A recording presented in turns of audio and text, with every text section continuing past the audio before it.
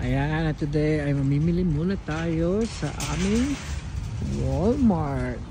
Ayan, Walmart.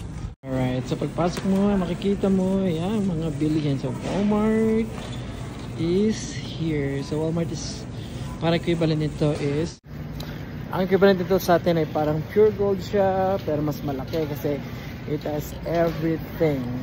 Kahit yung mga car repair shop ay meron sila dito, and of course everything that you need is was just here.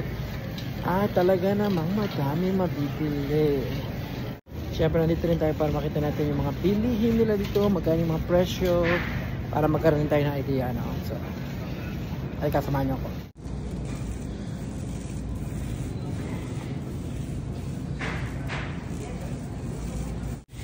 Ayan, ang una natin target for now is yung ating rice. Okay, so ay ang aming rice is jasmine rice. Itong rice na to is 20 kilos and ang price niya is $20 and something. So not bad. Ayan, ang ating susunod na hanapin ay ang milk. Siyempre ang aking mga bata rin yung milk pa, so diba?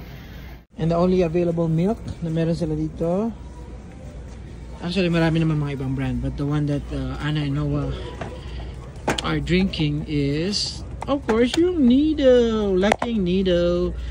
Yes, malusog ang Laking Nido, diba? Libre sponsor pa. Alright, ang price naman ito is around $18 ang isang lata. Kaya na mag-convert kung magkano yan. Alright, next up na hahanapin natin is of course ang mantika.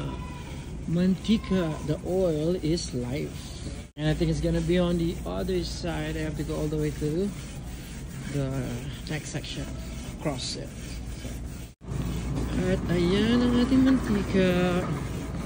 So meron din silang mga mura-mura dito. But the one we're getting is this brand called Mazola. Okay. And it costs $5.47. Yeah, I need to get more because I love to cook. So we're done. So we're gonna get 3 of them. Cost them for the 3 of them almost $16 for 3 bottles. So the next one.